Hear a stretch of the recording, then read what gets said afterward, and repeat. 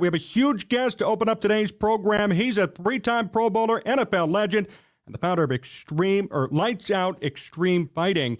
Big guest here with us tonight. It's Shawne Merriman. Shawne, great to see you. How are you doing? I'm doing well, man. How about yourself? I'm doing great. Thank you for being here. I'm curious, how you get the nickname Lights Out? How did that come up? Man, my sophomore year in high school, actually, I knocked out four kids in one game. So who came up? Who coined the term? Was it your coach? A parent, a friend? Yeah, man. No, actually, right after the game, I had 20 students come run up to me saying, "You knocked those guys' lights out." Wow. And so that name kind of stuck with me all the way through. And I was going to say, that is such a smart way then to name your fighting league that, to name it Lights Out. I think that's just a smart thing to do. How did that league come up? Well, I started to train during my off seasons and between 2005 and 2006. And I just wanted to help my hand-eye coordination in football, just get better at football, right? Being an outside linebacker and pass rusher, being able to use your hands and whatnot. And I just started to do it every single offseason. I got really good at it. So in 2018, I launched Lights Out Xtreme Fighting. 2019, I launched Lights Out Xtreme Fighting. As you said, we're now on Fubo Sports, Fubo TV. So now everybody can see us not only in the U.S., but Canada, France, and some parts of Spain. So it's been, it's if you talk to any former athlete about what they miss about the game, the first thing they'll say, they miss a locker room, right? They miss being around the guys. They miss being competitive. So for me, it's almost like therapy to be around these fighters because they love to get after. They talking trash all the time. And fortunately enough, I built up a big enough platform where I can get behind these guys, promote them, because we got the next up and coming great superstars. What's been the most rewarding part of starting this thing from scratch and having it grow to where it is now? The viewership, to be honest. We had a fight January 14th. We broke into Fubo Sports top 10 most watched all time. And so if you follow me on social media, I'm always talking back and forth to the fans, Raiders fans. I'm talking crap, retweeting, reposting, going back and forth, because I truly believe that the fans drive everything we do, right? And if you listen to them, if you hear them, they'll tell you if they like something, they'll tell you if they don't. So with that being said, when you got high viewership numbers like that and people are coming and you have, all of our GAs are sold out and half of our cage side are sold out and we're 3 weeks away from the fight. We'll have over 1,000 people in there. And so for me, that's really cool because it tells me a lot, that people like what we're doing. What should we expect from the fight on the 6th? Organized violence. We got about four guys, I think, on this card that probably one or two fights with us and done maybe the UFC or so. And they're up and coming superstar. One guy in particular, Julian Duckenfield. He played football in college in Fullerton. And this guy still has that explosiveness of a football player and athlete, and that his hand. I mean, he might have dynamite in his hands. This guy's next level. Trying to get Ryan Lilly back on his card. He's fought for us a couple of times.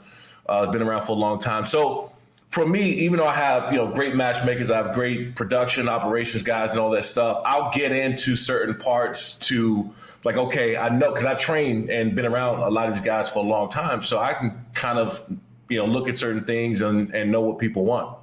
So how do you feel when you lose a fighter to the UFC? Is that a successful thing for you? Does it hurt because you might lose viewership or you lose fans? No, not really. For us, look, I played at the University of Maryland, right? That's like me wanting to stay at University of Maryland my whole entire career, never having an opportunity to play in the NFL. So ultimately, I know that's the goal for some of these guys, which is cool. I think what makes us a little bit different is the fighters, they want to come and fight there because they know that everybody's watching, right? The viewership, the social media, our ability to promote and production and just, do things to elevate the fighters and give them an opportunity to prolong their career. Some of these guys just want to stay with us and, stay with us for a while. And if they get the opportunity, great. If not, great. And they want to just stay active and keep fighting. So, to see some of the guys who want to go to UFC and have that opportunity it's cool. We've got NFL legend Shawne Merriman here with us on Sports Talk Chicago. I'm Jon Zaghloul. John Meadows is directing and producing here tonight. Shawne, wanted to talk some Chargers with you. How'd you feel about their season this past year? Good year, but that end result was certainly tough. Yeah, you hit it right on the head. That end was a gut punch to all the former Chargers and Chargers fans, and you hate to see them go out like that because you know they're a much better team. The way they were slamming on the gas the first half, and everybody. I mean, I even turned the TV, in and out, right? And I was popping off, and I turned it back and the score, and I turned it back and the score, and I'm like, okay, something's going on here. But I think that what the Chargers did this offseason in making the coaching acquisition of Kellen Moore has been the biggest move of their entire coaching staff across the league.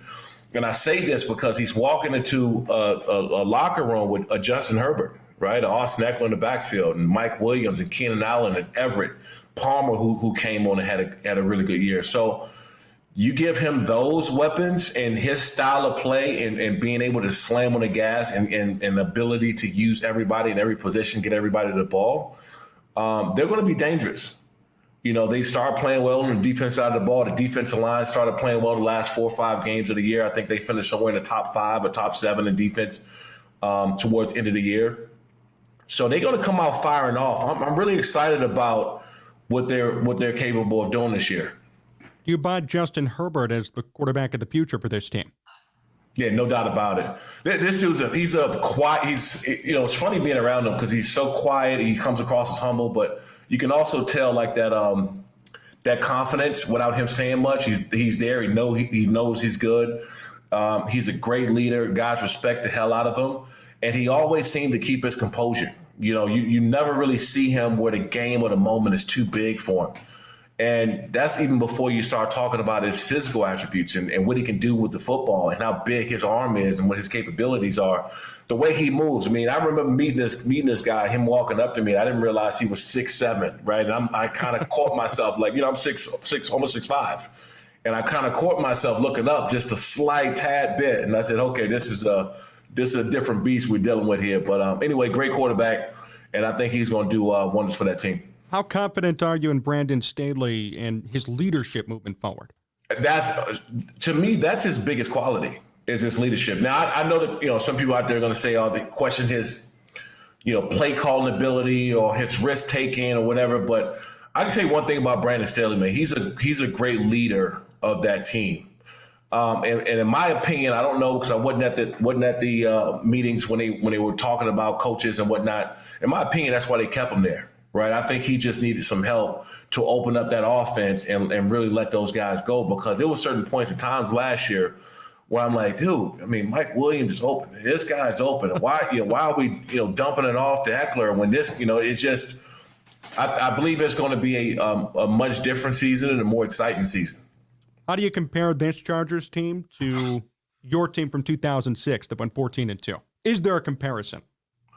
Well, you can definitely hit a lot more. That's for sure. Less rules. Right. Well, okay. So obviously you can't replace a guy like LaDainian, right? You can't compare that to anybody. You can't compare anybody to Antonio Gates and, some of those teams that we had on the defense. But I think collectively and what they have across the board of both offense and defense, and Joey Bosa, Khalil Mack, Murray is there, and Derwin. Collectively across the board, they have a better chance of winning the Super Bowl than we did. And the reason why I'm saying that is that the path other than Patrick Mahomes really to get there is a lot different. Like, they don't have to go through Tom Brady, right? Like, we had Tom Brady, so it was paths to get there. And it's wide open, I believe. I don't think Kansas City is just going to be a lock walking into this season. Like, the AFC is tough. Hell, even Jacksonville, man. Jacksonville towards the end of that season, they started to really rally and play well. So they could be somebody that could just be a pain in your ass, like, down the road. So yeah, man, I really do think they got a shot. When you reflect on that 2006 season, what comes to mind for you? I don't really regret anything about my career. Certain things I wish I could have done different, or maybe took care of my body a little bit more, sat out and not played hurt. Just those little teeny things. But that '06 team we had it should have gone down as like one of the best teams of the decade. Because we were just so stacked in every position almost, and we were so dominant. And I think that's what separated us, because we didn't just win games. We were dominating a lot of people. And by a lot of points and sacks and turnovers. I think one year we finished up like 65 sacks or something crazy on defense, or somewhere in the 60s. And Wade Phillips and Greg Minuski and John Pagano. If you look at that, Marty Schottenheimer, and just look at that staff alone and what came from that staff, and how many head coaches and defensive coordinators across the league. So we were pretty equipped, and not to get a ring, that one's always going to sting no matter what. Do you guys ever go back and forth and reminisce and say what you're kind of saying, like we should have gotten a ring, we should have done it that year? Yeah, but not often as you think. I think the hardest part for me, because I go do shows or whatever, and might go up to NFL Network or whatever. And I remember one time that I was doing NFL Network, and Willie McGinnis, Deion Sanders, and Marshall Faulk, and Irvin, and I'm on a panel. I think Kurt Warner. We were all on the same panel doing Total Access, and all I saw was ring, ring, ring, ring, ring. They all had rings. And so that right there, that type of thing stung a little bit, right? Because I'm so damn competitive, and I want to go down as, one of the best. And so that part, yeah, absolutely. How'd you end up leading the NFL in sacks and not play 16 games? Well, I probably should have had over 20, 22 sacks. Well, so after my first year, I was terrible my rookie year at using my hands. I mean, I know I went to the Pro Bowl and All-Pro and Defensive Rookie of the Year and all that stuff, but I was terrible using my hands, because I was just so accustomed to being bigger, stronger, and faster than everybody else. So I just ran around you, I ran through you, or ran under you. But I didn't use my hands. So I started to do MMA, which really allowed me to use my hands a lot more, be active. I started getting very, very active and violent with my hands, and chop clubs and pull guys and doing different things. And then also too, man, when I got suspended, I had a chip on my shoulder. I was so pissed off, I was notified of my suspension after the first game that I was going to get suspended. And so I had that in my head the whole season. I was just very pissed off and wanted to go out there and make something big happen. And that's how, you get 17 sacks in 12 games. A pissed off Shawne Merriman, I guess. How'd you feel about that suspension when it was handed down? That was a huge deal back at that time. It was huge because it could have went a couple different ways. The NFL just had this strict policy and hey, you take anything outside of this on this ban list, that's it. No negotiating, no copping a plea, no getting out of this. You put it in your body, it's yours, boom, you're done. And so that time was pretty rough for me, because I actually thought that they were just going to fine me for 4 games because they knew what happened. They all knew what happened. And so when I went forward and I was playing, and I just realized that there was no way around it, we actually picked the 4 games that I was going to be suspended. We picked those 4 games, and I accepted the 4 games because we had Denver and the Bengals and Cleveland. It was some teams that wasn't good. So the coaches basically said, hey, we don't need you for these 4 games. Take these 4 games, right? And I said, okay, cool. Took my suspension, and that was that. Wow. And then what about the rest of your career? I mean, you had a very strong start, and things kind of broke down near the end. You got some injuries. Yeah. How do you feel about the way your career ended? I blew my knee out. I got hit in the Tennessee game. I was targeted in 2007. So I blew my knee out. And then actually I came back from my knee. My knee wasn't really the problem. I lost a little bit, but not a whole lot.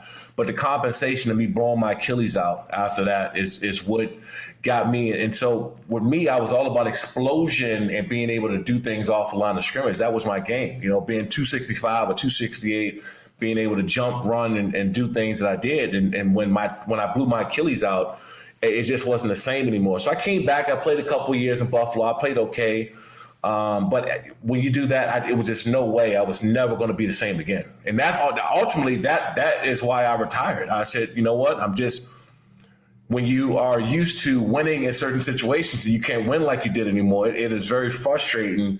And I had other opportunities to pursue, and that's when I ended up going to just saying. And the Bills offered me a contract to come back. They said, hey, we'll give you another year, a 2-year deal. You come back, and I just said, that's it, man. I'm done. I'm go TV and do lights out stuff, and that was it.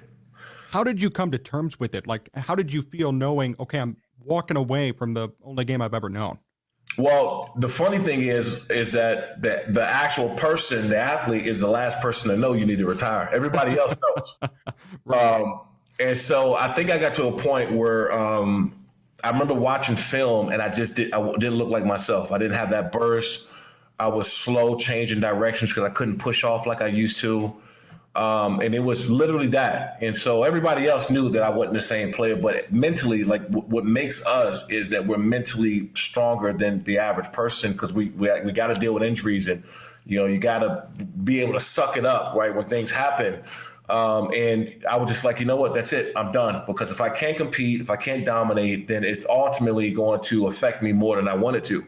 And I had some really good some post-career opportunities. I said, look, man, if I don't have a slightly bigger deal somewhere to come back, then it's not worth it. I'm going to go and pursue all the things that I'm doing now. Lights Out 9's coming up, Shawne. How can people watch it? How can people see it? I want to make sure we get that across, too. Make sure we plug it. Yeah, so May 6th, we'll be in Los Angeles, California, Lights Out Xtreme Fighting 9. You can get your tickets at lightsoutxf.com. Lightsoutxf.com for anybody that's seeing this or whatever. If you can't make the fight, you got to check us out on Fubo TV, Fubo Sports. If you don't have Fubo, get it. This will be our biggest card yet. Like I said, we got 4 up-and-comers on there that people need to see. These guys are going to throw down, and it starts 4 p.m. Pacific. Shawne Merriman still here with us on Sports Talk Chicago. Shawne, a few more questions before we finish up. Who was your favorite teammate when you played in the NFL? We had a very, very tight-knit group, right? Like the quarterbacks didn't go sit with the quarterbacks, the running backs over the running backs. Like, no, Phillip Rivers would come and sit down in the middle of the linebackers and defensive linemen. Like, we had one of those teams. But I would say Stephen Cooper and Sean Phillips they call us the Three Amigos. We were always together. Love Jamal Williams. Low Neal was probably one of my favorite. Lorenzo Neal is probably one of my favorite teammates, probably the biggest character on the team. LT, man, you walking in the locker room, LT and Antonio Gates. I mean, it doesn't get much better than that. As a 20, I just turned 21 years old, so it don't get much better than that one. I have a comment here from Steve Woodpark, and he asks you, what did Shawne think of local product Larry English? So we're from Illinois. We're from the Chicagoland area. Larry came from here. Did he think they could have been a great tandem if not for the injuries? So that's from Steve. What do you think about that? Yeah, well, they brought Larry in to replace me. And so that's like my brother, man. That's little bro. And so I think that Larry's, you had to put him in a position, right? Right. To do certain things. I think he would have made a great 3-headed monster by having us 3 on the field, because he was very explosive and he was strong. And he had like a shorter build to him, but very, very explosive and great leverage. And so I think that if they found a package to bring Larry in and bring him along, I think he would have had a much, much better career. What was the favorite team or favorite year of a team that you were on in the NFL? Is it 2006? For sure. That to me was the funnest year because how dominant we were.